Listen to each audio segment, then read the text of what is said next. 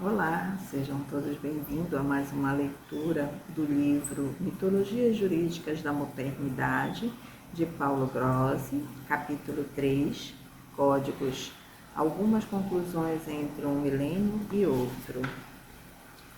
1. O código e o seu significado na modernidade jurídica. Como historiador do direito, sinto-me no dever de começar essas anotações dividindo com vocês uma preocupação. Uma noção nunca foi tão marcada por uma intrínseca polissemia como acontece no caso da noção de código. O vocabulário unitário permite aproximar o código hermogeniano, o código justiniano, o código napoleônico e todos os demais códigos, cada vez mais frequentes na praxe contemporânea que ouvimos mencionar nas várias conferências, em particular nas proferidas pelos estudiosos do direito positivo. Código dos jornalistas, dos consumidores, dos seguros, dos princípios, das regras, Código Comum Europeu dos Contratos e assim por diante. O vocabulário unitário, tendo como denominador comum a tendência a estabilizar o instável, o que caracteriza toda a codificação, através do engano que é típico de certas impassíveis persistências lexicais, mistura e associa realidades profundamente diferentes para origem e por função, gerando confusões e equívocos culturalmente perniciosos. O historiador do direito, cumprindo seu métier fundamental, que é o de comparar, revitalizar, diferenciar, sente a armadilha que se constitui no léxico, prefere abandonar o simulacro unitário e cair na realidade histórica que é, ao contrário, substancialmente marcada por insanáveis descontinuidades. Deve ser salientada com vigor ao menos uma dupla descontinuidade, aquela entre o Código do Consumidor, de que hoje se fala para dar um exemplo, e o que para nós, historiadores do direito, é o Código. Entre esse último e os muitos códigos da qual estava repleta, por exemplo, a Antiguidade Clássica. Os tênues elementos associados que existem não devem enfraquecer a absoluta tipicidade histórica daquela escolha fundamental da civilização jurídica moderna que pôde se definir completamente entre os séculos XVIII e XIX, na Europa continental, escolhida não por esta ou aquela política contingente, mas tão radical a ponto de se colocar como marco fronteiriço na história jurídica ocidental, assinalando um antes e um depois, descaracterizados por uma íntima descontinuidade, escolha que permite aos historiadores falar corretamente do código símbolo, código mito, de forma código, de ideia de código. Em outras palavras, para o historiador do direito, podem existir e existem muitos códigos, para os quais pode ser convencional e inócuo o emprego de um vocábulo unitário, mas somente um é o código, que irrompe em um determinado momento histórico, fruto de uma autêntica revolução cultural que bate em cheio e devasta os fundamentos consolidados do universo jurídico. Justo por essa sua carga incisiva, justo por ser também e, sobretudo, uma ideia, o código pode sofrer uma transposição e, a partir do plano terrestre das fontes comuns de direito, vir a encarnar um mito e um símbolo. Por quê? De fato, O código quer ser um ato de ruptura com o passado. Não se trata de uma fonte nova ou de um novo modo de conceber e confeccionar com profundidade e amplitude a velha ordenança real. Trata-se, ao contrário, de um modo novo de conceber a produção do direito. E, desse modo, o inteiro problema das fontes, assim como o problema primário da conexão entre ordem jurídica e poder político. Fez bem o amigo Halperin ao nos oferecer, entre várias imagens significativas, a de Napoleão I, quando esse rejeitava o velho droit Coulthard. Nessa foi testemunha a presunção do primeiro, autêntico codificador da história jurídica europeia, de romper com o passado por aquilo que o passado representava sobre o aspecto da visão do jurídico e da posição do jurídico no social e no político. Sob esse perfil, o código expressa a forte mentalidade forjada no grande laboratório iluminista e se encontra, enquanto tal, em áspera polêmica com o passado. Com esse esclarecimento, que deve ser feito, é óbvio que, se olhássemos o tecido do primeiro verdadeiro código, o Código Civil, e ainda mais se olhássemos os seus trabalhos preparatórios, poderíamos constatar a fértil continuidade de institutos cunhados e aplicados na imemorável praxis consuetudinária. Os redatores, primeiro entre eles Portales, eram homens nascidos e educados sob o antigo regime, assim como não surpreende o fato de esses serem portadores, nas suas subconsciências, de noções, costumes, esquemas técnicos enraizados na experiência da sociedade francesa e, portanto, aceitos e vividos na vida cotidiana. Isso eu daria por certo, considerando que a história nunca realiza saltos improvisados e o futuro sempre tem um vulto antigo. O que conta é o que emerge e o completo delinear de uma mentalidade energeticamente nova que inverte o coração da ordem jurídica, ou seja, o modo de conceber e de realizar a produção do direito. Neste ponto, que é uma noção crucial sobre a qual se edifica o jurídico, concepções e soluções estão em uma polêmica frontal. A produção acontecia no mundo pré-revolucionário através de 3 elementos básicos que a caracterizavam.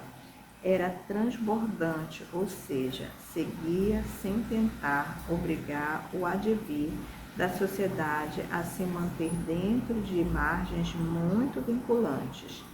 As opiniões dos doutores acumulavam-se uma após a outra, formulavam-se opiniões comuns, mais que comuns, comuníssimas, entesourizantes naquelas confusas colheitas dos séculos 17 e 18, que forneciam aos práticos o suporte para as pretensões processuais. As sentenças se acumulavam uma após a outra, sendo que os tribunais mais ilustres tinham a sorte de poder imprimi-las naquelas enormes coleções que as quais teve o mérito de ter chamado a atenção, único entre nós, o caro amigo Gino Gorla. Era pluralista, ou seja, estava em conexão com a sociedade e com as suas forças plurais, expressando-as sem particularizações artificialmente construídas. Era, consequentemente, extra-estatal, ou seja, excetuando as zonas que se encontravam em íntima relação com o exército da soberania. Não registrava a voz do poder político contingente, conservando-se de um indefectível condicionamento. Em um ensaio bastante consciente, o humanista civilista Filippo Vassalli advertia, em 1951, que o direito civil, o direito das relações cotidianas entre os indivíduos, tinha sido, até a idade do Código, a conotação de uma íntima extra-estatalidade, encontrando a sua fonte nos indivíduos, nos costumes instituídos e observados pelos indivíduos, sucessivamente reduzidos em esquemas técnicos pela classe dos juristas. Tudo isso vem apagado pela obstinação codificadora, não sendo por acaso que Napoleão queria realizar com o Código Civil a primeira etapa de uma codificação totalizante.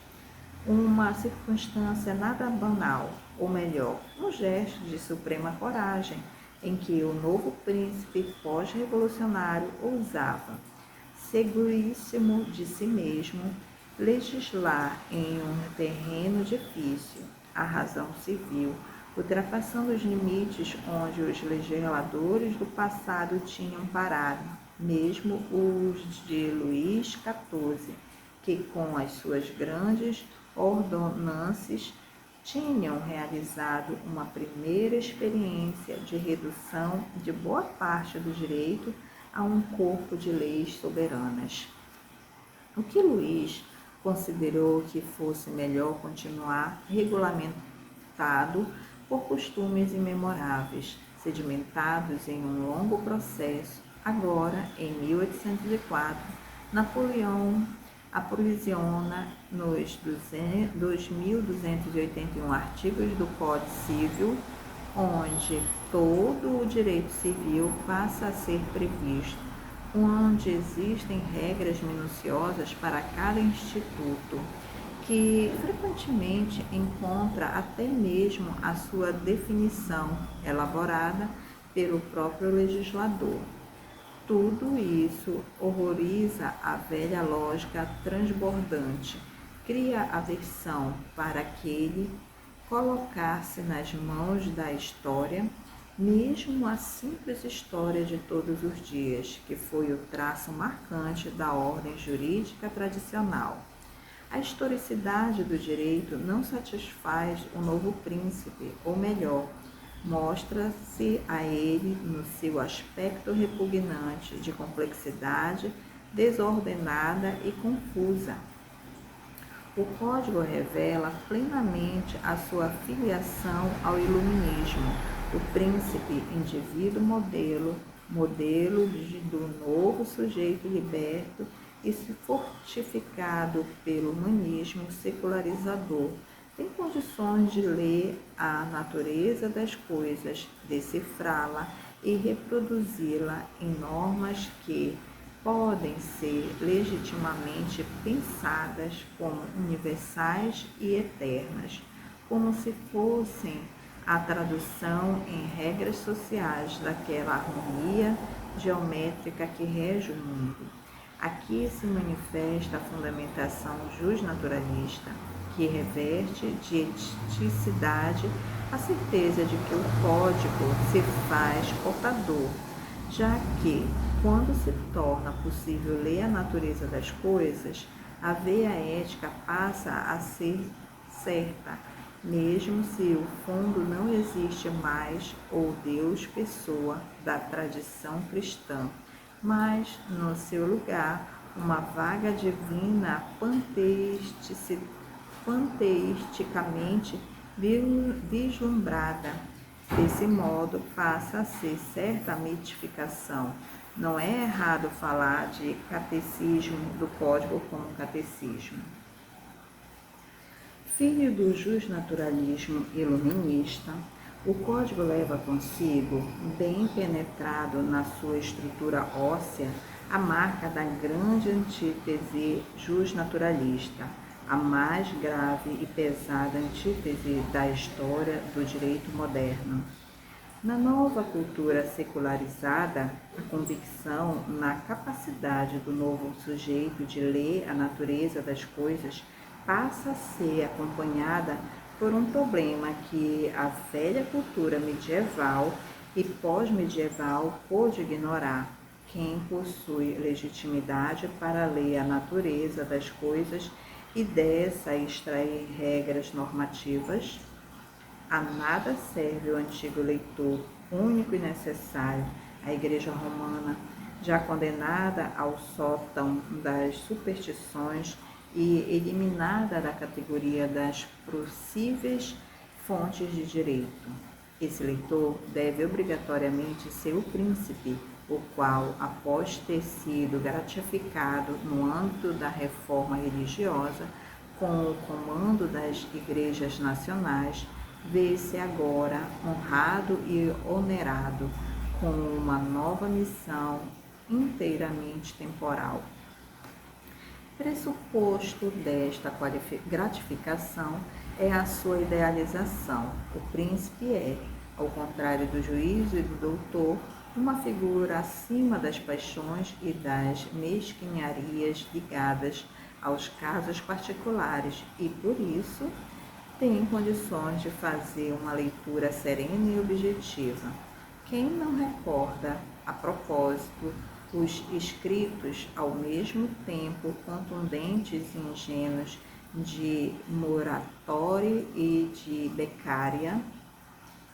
Como antes fez a reforma religiosa, também a cultura justnaturalista, imersa no novo mundo secularizado, precisava de um vigoroso gancho no temporal, e isso foi oferecido pelo novo sujeito político, vigoroso, já protagonista do cenário europeu transalpino, o Estado, e toma forma um fenômeno que poderia, à primeira vista, mostrar-se como uma completa antítese em relação ao que dissemos algumas linhas acima sobre uma harmonia de geometrias eternas e universais, a estatização do direito, também do direito civil, o mais difícil a ser controlado nas malhas do poder. O justnaturalismo vem a desembocar no mais agudo positivismo jurídico e o código, mesmo se portador de valores universais, é reduzido à voz do soberano nacional, a lei positiva desse ou daquele Estado. Na França, a primeira grande codificação, a napoleônica, chega ao resultado final de um longo itinerário histórico, quando o direito já se identificou na lei, ou seja, na expressão da vontade autoritária do príncipe.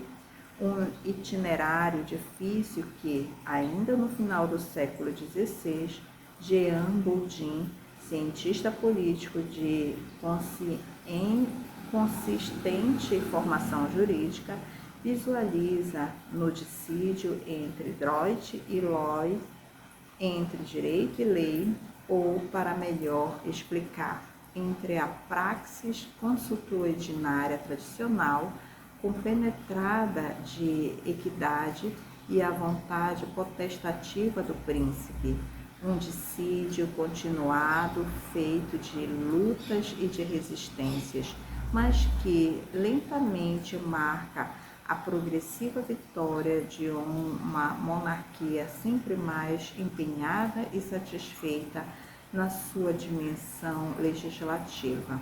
O direito francês, para usar uma expressão do Lexio de Boldin, é, com o passar do tempo, sempre mais loi e sempre menos droit. A ideia de código, tendo sido deposta a sua projeção original e natural voltada a uma ordem universal, mortifica-se espiritualmente e potenciar-se efetivamente, expressando a ordem jurídica de um Estado delimitado em termos temporais e espaciais.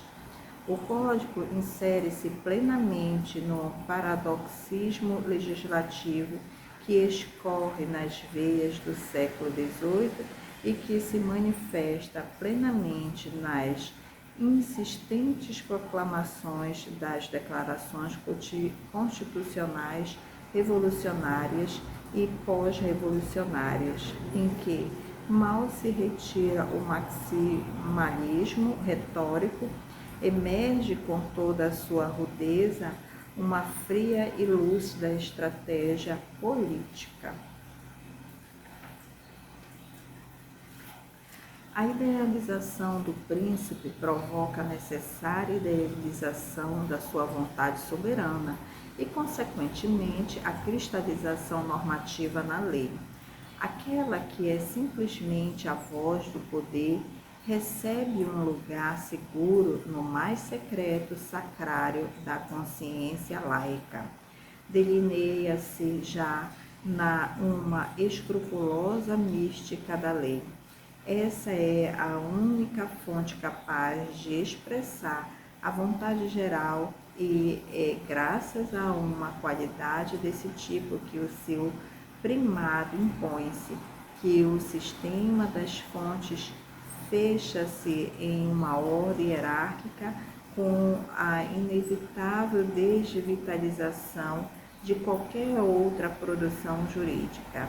O velho pluralismo jurídico, que tinha nos seus ombros mais de 2000 anos de vida, mesmo com várias vicissitudes, passa a ser estrangulado em um rígido monismo. E desenha-se mais claramente a intimíssima ligação entre doutrina dos poderes e produção jurídica, com a atribuição dessa última somente ao poder legislativo. A divisão dos poderes, ao lado do seu valor garantista, tem, para o historiador do direito, a função de fundamentar o monopólio jurídico nas mãos do legislador, já nesse momento identificado no detentor da soberania. O círculo fecha-se e o grande projeto justnaturalista revela a sua latente dimensão estratégica, ou seja, de sagaz estratégia da classe burguesa no momento de conquistar o poder político.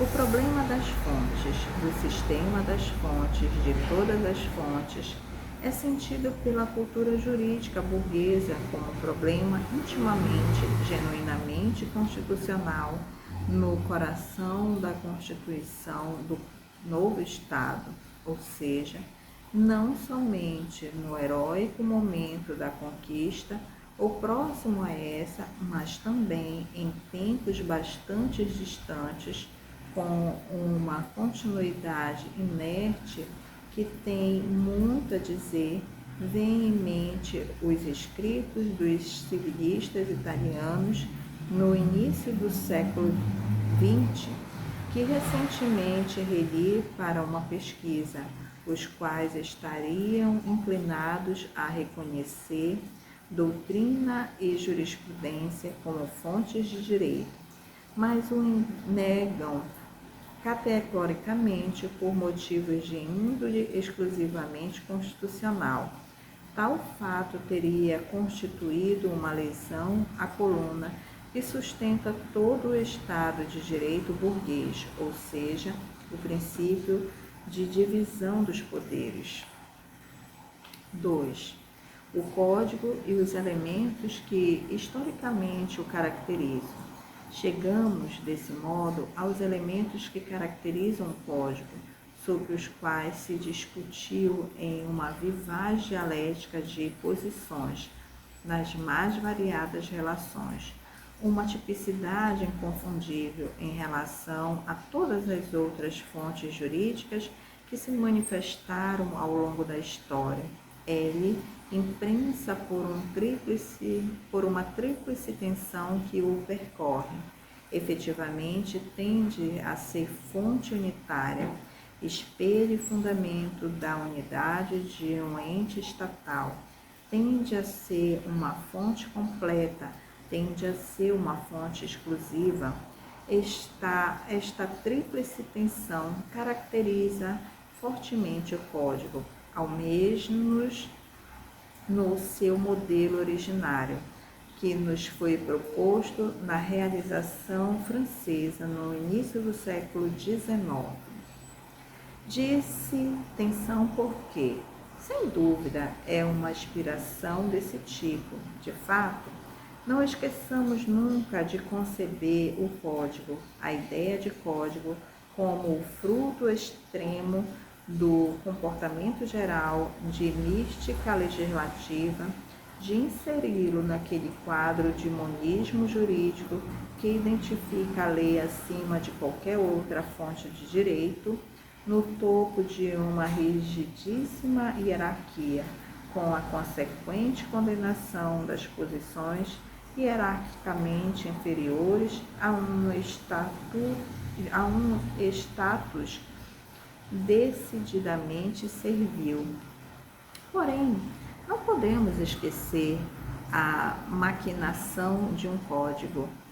Pretende realizar a redução de toda a experiência em um sistema articuladíssimo e minuciosíssimo de regras escritas, contemplando todos os institutos possíveis, começando muito frequentemente pelo dar a esses uma definição e disciplinando com uma precisão estudada todas as aplicações previstas pelos redatores.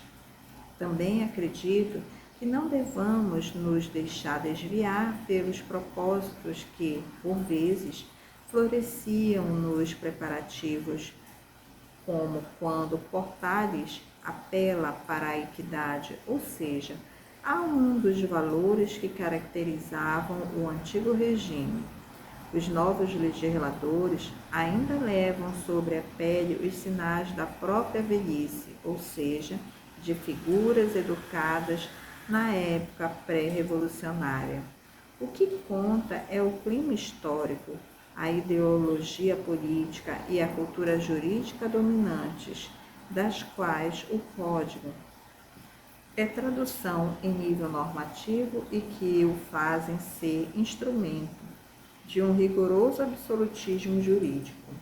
Não podemos nos deixar desviar pela consideração se, sob o conteúdo vago e ambíguo do notório artigo 4º, obrigam o juiz a decidir a qualquer custo a controvérsia submetida a ele pelas partes. Exista uma vontade de abertura além da lei por parte dos redatores, quando imediatamente e com duradoura fortuna dá-se uma interpretação positiva e legolátrica dessa, coerente com a imperante mística legislativa. No seu complexo, o Código é uma operação ideológica e cultural notavelmente compactada, e bastaria, para confirmar o seu relevo, já por nós realizado, acerca do território do qual toma início a operação, o direito civil plasmado por costumes seculares e a esse reservado. Convencidos dessa densidade, torna-se impossível não salientar algumas fissuras na solidíssima muralha.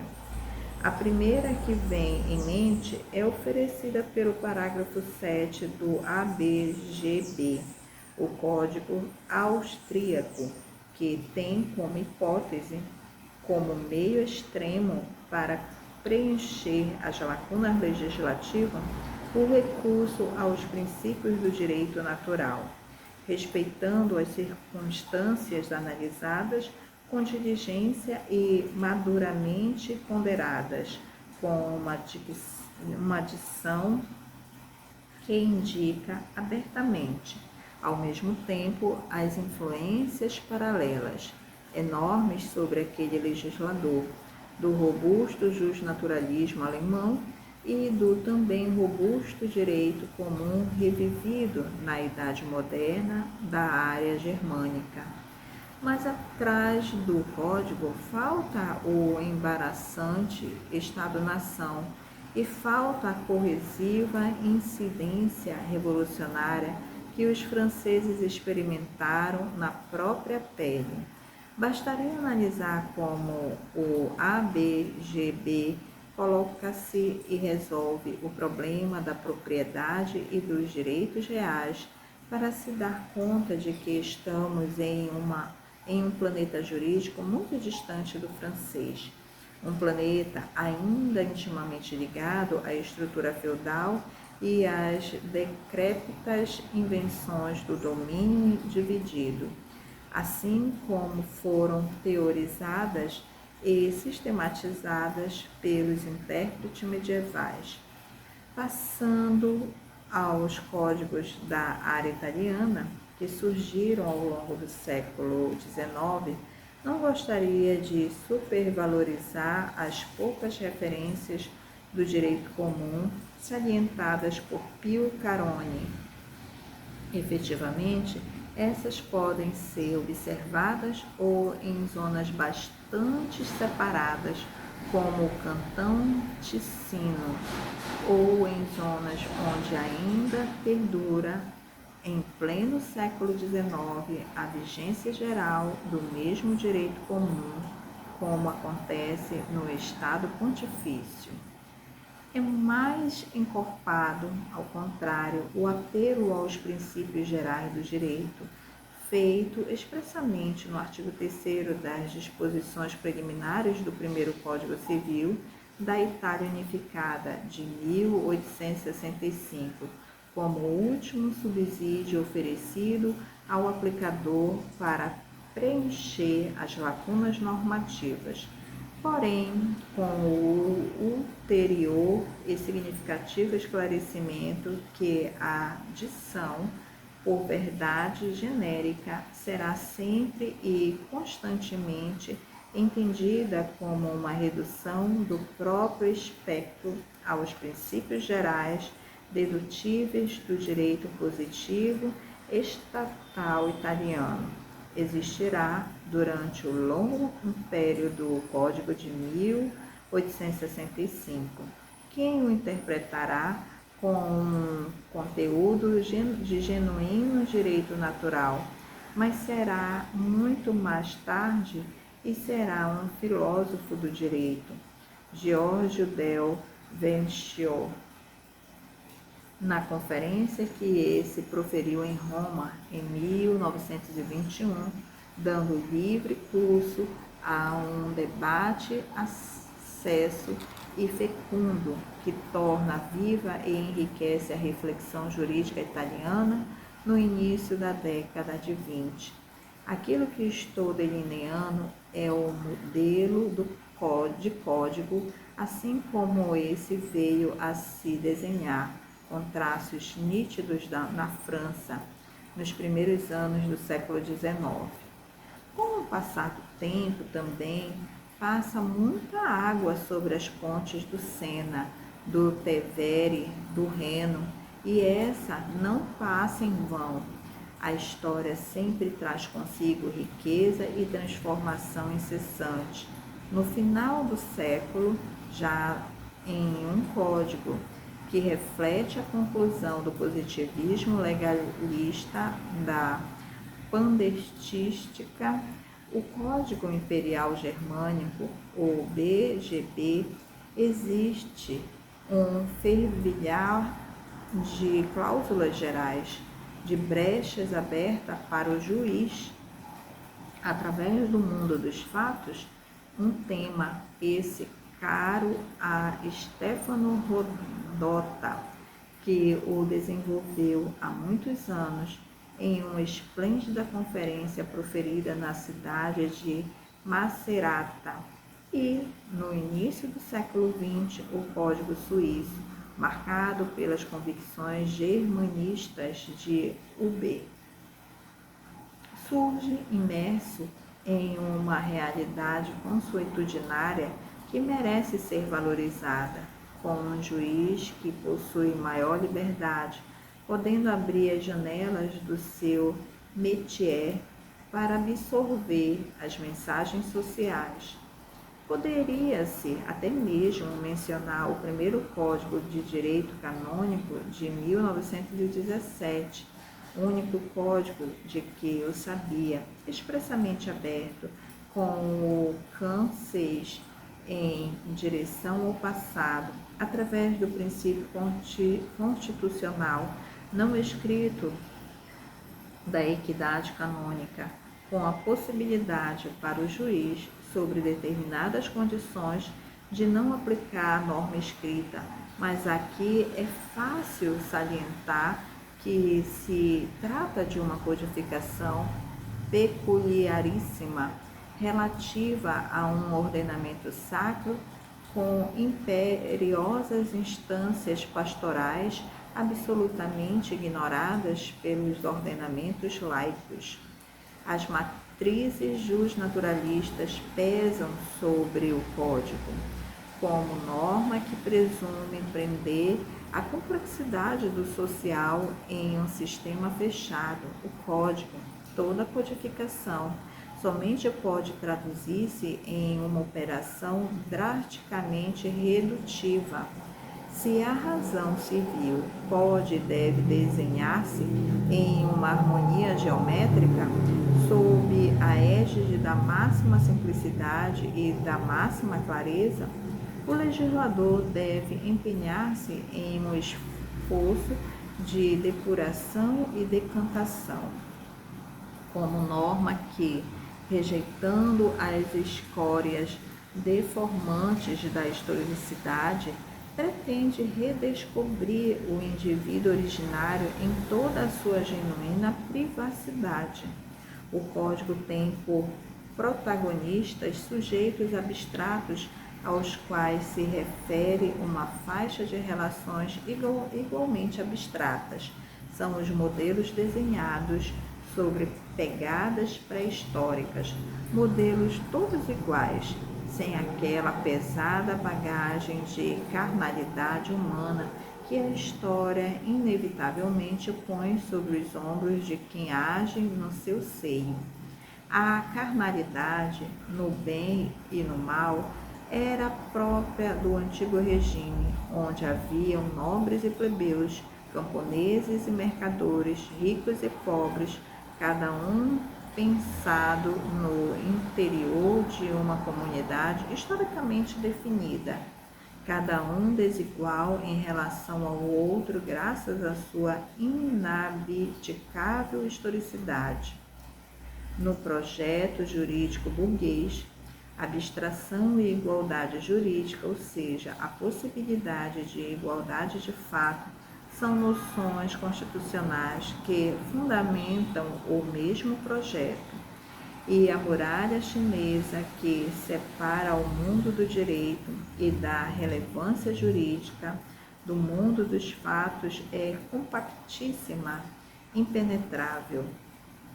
Tão compacta e impenetrável como talvez nunca se tenha realizado na história jurídica ocidental, sinal de que o projeto se misturava também com estratégia, com a exigência de um controle rigoroso no ingresso dos fatos na cidadela do direito.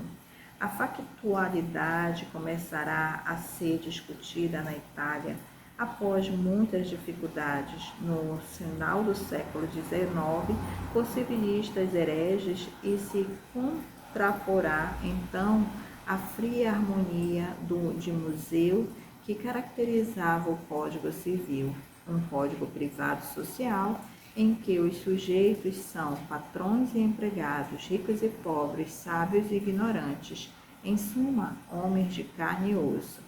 E também começará a ser discutida, sempre no final do século XIX, a legislação especial, antes muito escassa, que logo se intensificará com o objetivo de remediar às muitas necessidades emergentes e, finalmente, na legislação especial e excepcional surgida com a Primeira Guerra Mundial, que se transforma em uma corda no pescoço para o organismo rarefeito dos sujeitos e das relações do direito burguês.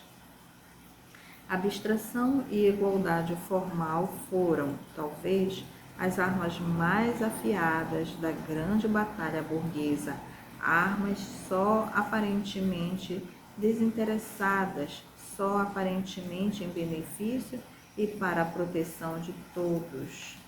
Aos meus alunos da disciplina de História do Direito Moderno, nunca deixo de ler uma frase retirada do magnífico romance Les Lys Rouges, de Anatole France, uma frase que acumula em si um diagnóstico historicamente agudíssimo. O grande romancista assinala com pungente sarcasmo la majestueuse égalité des lois qui interdite ou riche comme ou pauvre de coucher suez les pontes de métier dans les rues et de voler do pain. E conclui, mal conseguimos esconder a zombaria. Ele leva sous de nom d'égalité l'império de la richesse. Esse discurso sobre a abstração como princípio estratégico me permite realizar alguns comentários sobre o que Paolo Campellini dizia acerca da incomunicabilidade do código. É verdade, o código sofre de incomunicabilidade ou ainda de grandes dificuldades ao comunicar si mesmo a generalidade. Isso por um motivo fundamental. O código, como resultado de uma monopolização da produção jurídica por parte do poder político, é um instrumento de um Estado monoclasse. Uso constantemente essa expressão, felizmente, cunhada por Massimo Severo Giannini, um importante pensador italiano do direito público, falecido no início do ano 2000. É um instrumento de um Estado centralizador que se expressa em uma língua nacional, culta, literária, que tenta se manter o mais distante possível de todo tipo de localismo vernáculos. Os únicos verdadeiramente agradáveis e compreensíveis da massa popular. Se o código fala a alguém, esse alguém é a burguesia que fez a revolução e que finalmente realizou a sua plurissecular aspiração à propriedade livre da terra e à sua livre circulação. O Código francês é tomado por uma realização desse tipo, a ser desenhada ainda em 1804, ou seja, um protagonismo do pano de fundo, sobretudo do pano de fundo rústico, como objeto possível de propriedade que era substancialmente desmetido por uma situação econômica em plena evolução, valorizando cada vez mais decididamente outras fontes de riqueza. Não estava errado Pellegrino Rossi, que daí a pouco teria salientado o atraso da consciência econômica dos codificadores napoleônicos. O código fala ao coração dos proprietários, é sobre a lei tuteladora e tranquilizadora da classe dos proprietários de um pequeno mundo dominado pelo ter e que sonha em investir as próprias poupanças em aquisições fundiárias, ou seja, o pequeno mundo da grande comédie balzaciana. É por isso que, ao lado do rei, da lei do Estado, única concessão pluralista, mas ao contrário, bem fechada no interior de um surdo monismo ideológico, é admitida uma única lei concorrente, o instrumento príncipe da autonomia dos indivíduos, ou seja, o contrato. É por isso que o código, mais do que aos utentes escondidos sempre como destinatários passivos, fala aos juízes, ou seja, aos efetivos aplicadores nas quais mãos passa a ser entregue a tranquilitas ordines. Mesmo existindo a hipótese de uma lei dos indivíduos a ele paralela, o código permanece inserido em uma dimensão autoritária. Recentemente foi medida a respeitabilidade da fonte código em referência aos conteúdos, mas o substancial autoritarismo está em outro lugar, na exigência centralizadora do Estado monoclasse, no seu consequente panlegalismo, na mitificação do legislador que surge quase como um Zeus fulminante do Olimpo, onisciente e onipotente, na mitificação do momento de produção do direito como um momento de revelação da vontade do legislador. E é um autoritarismo que intensifica a incomunicabilidade entre código e sociedade civil, já que, a respeito das incessantes transformações socioeconômicas, o código inevitavelmente permanece um pedaço de papel cada vez mais velho e cada vez mais alienado. Venho a um outro ponto fundamental sobre o qual pensam as raízes justnaturalistas do código, o ponto que há pouco indicávamos. A legolatria iluminista imobiliza o direito no momento da produção. Tal procedimento chega à exaustão com a revelação.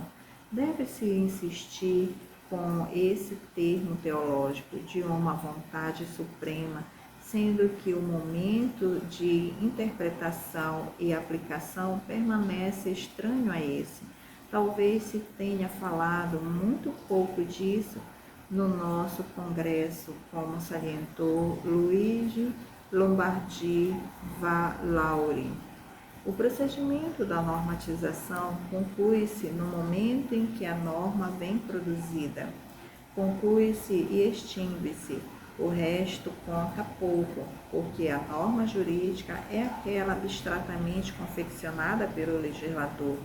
É certo que, em seguida, acontece o momento de sua aplicação, ou seja, da vida da norma em contato com a vida dos utentes, mas sem dar nenhuma contribuição a uma realidade que nasce e permanece compacta e rígida, impermeável à história.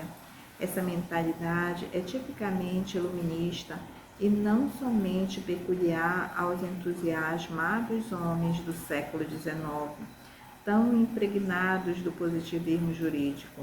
Caiu, o confessamos, nas profundezas da alma do jurista europeu continental e, mesmo com tudo o que aconteceu na experiência e cientificamente ao longo do fetilíssimo século XX, ali permanece, intacta, seguramente revestindo o subconsciente, mas encontrando também um pleno aceite por parte da sua consciência opaca.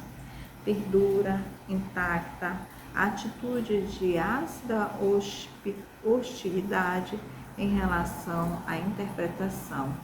Toda interpretação que não seja a autêntica, muito bem expressa por Cesare Beccaria em memoráveis escritos da literatura jurídica italiana. Mas Beccaria está ali, no seu nicho do século XVIII, eficaz ao expressá-lo e, portanto, merecendo a nossa compreensão historiográfica. Merece uma compreensão menor a rejeição da historicidade da norma, de toda norma, mesmo da legislativa, no incontrastado domínio que tem sobre a alma do jurista. A ideia do código, ou seja, de uma geometria de regras abstratas, simples, lineares, conceitualmente, não concebe a possibilidade de uma incidência do momento da aplicação. A ideologia jurídica pós-iluminista fica profundamente perturbada com a visão de uma norma que vive além da sua produção e elasticamente modifica-se segundo o seu percurso, que continuamente se reproduz recebendo as mensagens dos diferentes terrenos históricos por onde passa. É por isso que, nessa, a interpretação assume a única veste que lhe é possível de exegese. A norma deve ser somente explicada, no máximo penetrando no interior do cérebro do Zeus legislador. Procedimento desdenhosamente rejeitado pelo ortodoxo Beccaria, para adentrar e esclarecer a sua soberana intenção. Rejeita a historicidade da lei porque essa infligiria uma lesão mortal à estratégia que se conclui no projeto iluminista. Se consideramos os filiões mais inovadores e também mais fecundos do nosso século XX, pode-se observar que esse difícil itinerário, ainda hoje não concluído, está buscando uma valorização cada vez maior do momento de interpretação, da sua repercussão no interior do procedimento de produção da norma como momento essencial desse mesmo procedimento, o único que pode fazer da norma abstrata uma regra de existência cotidiana. A experiência do século XIX francês deveria ser uma advertência. A ciência reduz-se à exegese, uma corte de laboriosíssimos e fecundíssimos operadores que trabalhavam satisfeito na sombra da codificação. O colega Remy, de um modo brilhante, teceu um elogio a eles e é seguramente digna de consideração a inteligência esclarecida e documentada deles, manifestada em comentários limpidíssimos. Porém, eu não poderia assinar o mesmo elogio, porque entre eles dominava uma psicologia substancialmente passiva em relação ao texto normativo, uma concepção que minimiza o direito, reduzindo-o a um texto respeitável, uma incapacidade de responder e corresponder às incumbentes exigências de uma sociedade marcada por um forte crescimento e precisando ser ordenada com categorias e escolhas técnicas corajosas e inovadoras. Uma jurisprudência prática tem consciência desse objetivo e trabalha nessa direção. Investida pela ficção entre lei velha e novas necessidades, tomando para si essa tarefa enorme, não a evita e, mesmo sofrendo uma verdadeira crucificação no abismo entre surdez de um texto e transformação dos fatos sociais, frequentemente faz as suas escolhas parando no respeito formal a um texto que foi efetivamente esvaziado ou violado por essa transformação. Uma jurisprudência prática que quis e soube construir Audelard du Code e Malgré de Code, trabalhando avec les textes, mas chegando ao dessous des textes et par delà les textes. Pode ser extremamente instrutivo ler os anais das celebrações centenárias acontecidas em 1904, junto a tantos escritos triunfalistas. Chamam a atenção outros, como, por exemplo, o do presidente da Corte de Cassação, Charlotte Beaupré, em que o elogio à codificação consiste no fato de essa ser vaga e genérica, no fato de ser portadora de muitas lacunas, circunstâncias que por si mesmas não são edificantes, mas permite aos juízes franceses construir, apesar do texto. Isso devido ao fato de o código ter se tornado um texto em um pedaço de papel. Nesse contexto, não posso deixar de citar dois grandes civilistas franceses que tive a sorte de poder estudar profundamente: Raymond Salières e François Gene. Estamos nos últimos 20 anos do século XIX. Eles são o testemunho do que há pouco eu disse ser a crucificação de um jurista socialmente visível e culturalmente consciente. Gene e Salières, intolerantes com um direito identificado e cristalizado em um texto, orientam as suas reflexões tentando evitar a separação funestra entre a cortiça jurídica e a subjacente linfa social e econômica, uma linfa que, por natureza, é mutabilíssima. Entre nós, na Itália, deve-se obrigatoriamente recordar a figura de Túlio Ascarelli, apaixonado por um ramo do direito privado imerso na prática econômica, como é o direito comercial, e que tentou, no convulsionado momento que tivemos imediatamente após a Segunda Guerra Mundial, harmonizar formas e praxes, inventando categorias de interpretação sobre a égide de um diagnóstico despudorado do direito vivente. 3. O Código hoje, algumas considerações do historiador do direito.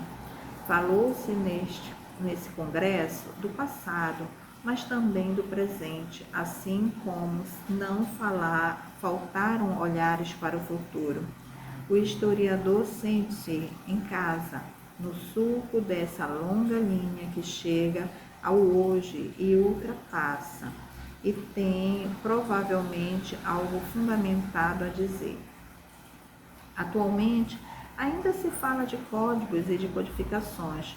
Somente há pouco tempo pode-se ter um único modelo ideologicamente coerente de código civil realizado em um estado de regime comunista, o da República Democrática Alemã, que hoje interessa somente ao historiador do direito, mas que representa uma experiência cultural e tecnicamente de relevo, e hoje refloresce, sendo objeto de excessivas e algumas vezes vazias discussões, o projeto de um Código Comum Europeu de Direito Privado.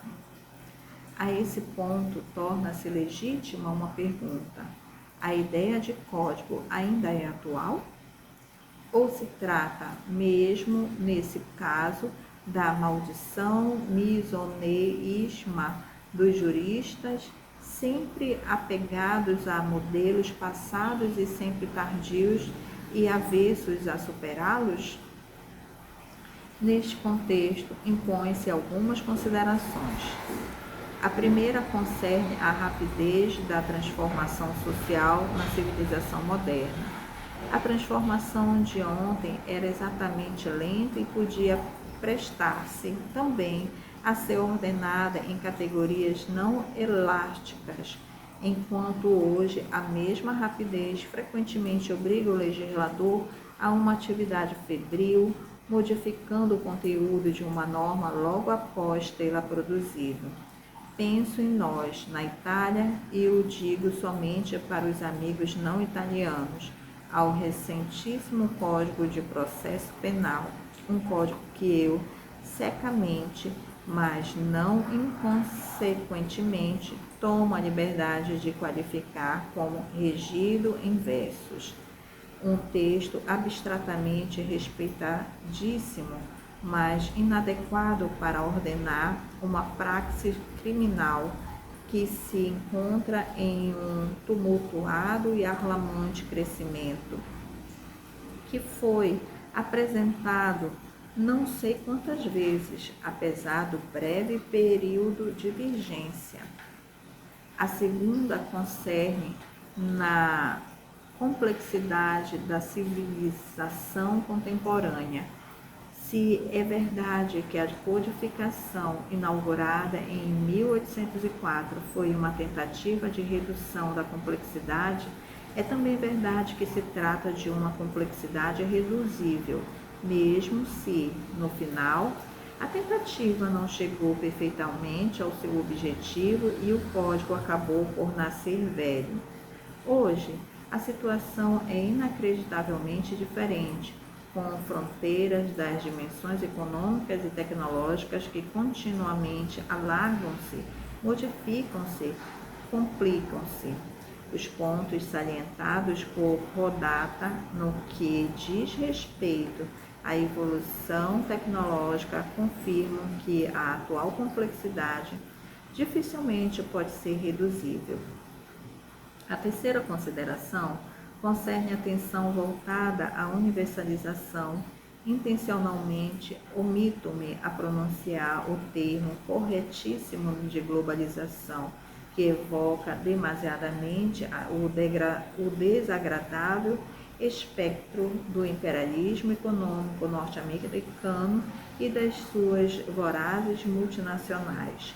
Não existem dúvidas quanto ao fato de o panorama geral ter variado muito em relação à velha paisagem estatal e interestatal, colocando em dificuldade o código que, mesmo se atulhado de instâncias originárias e veias justnaturalistas, historicamente se tornou a lei nacional e nela se identificou. Enfim, uma última consideração sobre o que, talvez, tivéssemos que refletir mais profundamente. Falou-se de Código-Constituição, veríssimo.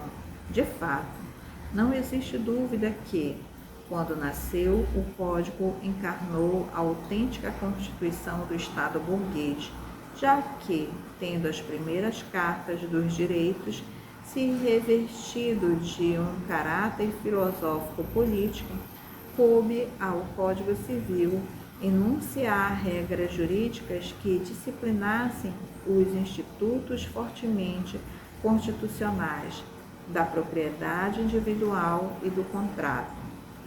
Na longa estrada percorrida após 1804, o Código viu multiplicarem-se os níveis de legalidade, primeiro no século XIX, a legislação especial ou excepcional do legislador ordinário, que, porém, limitava-se a responder questões contingentes que o Código Abstrato não tinha conseguido responder. Após, no século XX, As constituições que a essa altura já tinham se tornado verdadeiras ordens normativas, mas ao mesmo tempo ordens concretíssimas, onde podia ser enxertado de modo imediato e descoberto o mundo dos valores, fazendo com que essas se tornassem portadoras de um harmonioso sistema de valores. E justamente, mesmo se bastante atrasadas, a doutrina civilista italiana colocou-se o problema da relação entre o que já tinha tornado-se dois níveis de legalidade, a legalidade constitucional e a legalidade do Código. Impõe-se uma resposta para a pergunta que acima formulamos. A ideia de código é atual? Nesse caso, qual papel podemos dar hoje para o futuro do código?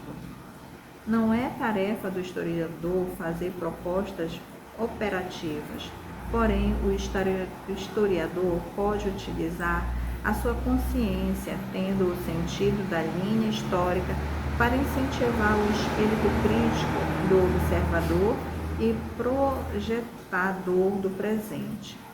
Há pouco tempo, Salvatore Tondo, a propósito da lex mercatoria, invocada muitas vezes nesse nosso tríduo fiorentino, salientava a sua fé na capacidade de o código ordenar convenientemente essa realidade emergente. Eu teria mais dúvida a respeito. Perguntamo-nos retoricamente, tendo por objetivo somente esclarecer melhor o discurso, o que entendemos quando fazemos uso de uma sintagma desse tipo. Simplificando e reduzindo ao máximo, são as invenções da praxe que, em um novo cenário econômico e tecnológico, precisam sempre de instrumentos novos. Lex mercatoria é um conjunto das invenções realizadas com criatividade e bom senso pelos homens e negócios nas praças mercantis, nos portos, nos mercados financeiros.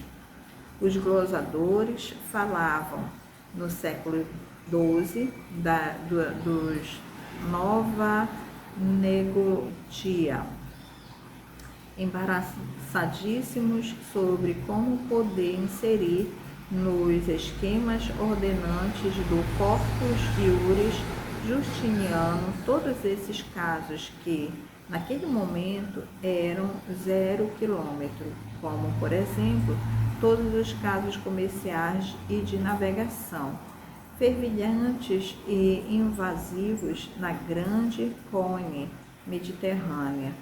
Mas eles estavam convictos, mesmo tendo de forçar e superar as categorias clássicas, de que deveriam apropriar-se dessa riqueza consuetudinária que a potente classe mercantil solicitava e apoiava.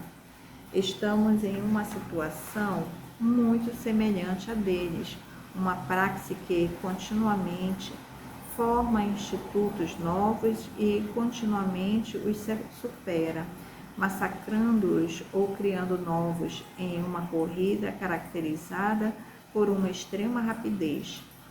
Para essas criaturas elásticas e mutáveis, a codificação corre o risco de tornar-se um revestimento rígido demais, com o ulterior risco de um envelhecimento precoce do texto normativo e de uma praxe que continua a galopar, seguindo os fatos, prescindindo das inadequadas regras autoritárias. Atualmente, perante uma transformação rápida e uma complexidade pouco dócil, resta ao código, na minha opinião, a possibilidade de se oferecer como uma espécie de grande moldura. Rodolta nos fala de um código dos princípios. Provavelmente eu e ele não estamos muito distantes um do outro, Acredito que o legislador pretendeu realizar uma ingerência excessiva no mundo moderno através de uma arrogante monopolização do fenômeno jurídico. Infelizmente, fazendo isso, também demonstrou o quanto é impotente. O amigo Schiavone foi prudente ao convidar para a inauguração do novo Congresso o respeitabilíssimo presidente da Câmara dos Deputados da República Italiana, Luciano Violante, que, por profissão, também é um jurista, e foi eloquente a confissão que esse fez sobre a lentidão do legislador italiano e sobre a incapacidade deste para corresponder às solicitações de uma sociedade civil extremamente complexa, hoje também extremamente complexa no que se refere ao crescimento rápido da sua organização tecnológica.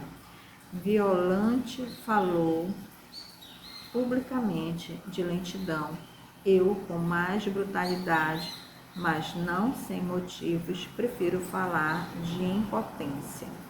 Acredito ser necessário, perante essa realidade alarmante, repensar o sistema formal das fontes, também para torná-lo mais consoante ao projeto e ao desenho da nossa Carta Constitucional, e repensar principalmente o papel da lei, que, me parece, possa ser o de fornecer algumas molduras relevantes para o desenvolvimento da vida jurídica. É claro que o Estado não pode abdicar da fixação de linhas fundamentais, mas também é claro que se impõe uma deslegificação, abandonando a desconfiança iluminista do social e realizando um autêntico pluralismo jurídico, onde os indivíduos sejam os protagonistas ativos da organização jurídica, do mesmo modo que acontece nas transformações sociais. Somente dessa forma será possível preencher o fosso que atualmente constatamos com amargura. Retornando ao nosso tema dos códigos e concluindo essas considerações finais, também é claro que os códigos que construiremos seguindo uma linha operativa desse tipo não terão e nem poderão ter o valor do Código Civil e dos grandes códigos do século XIX.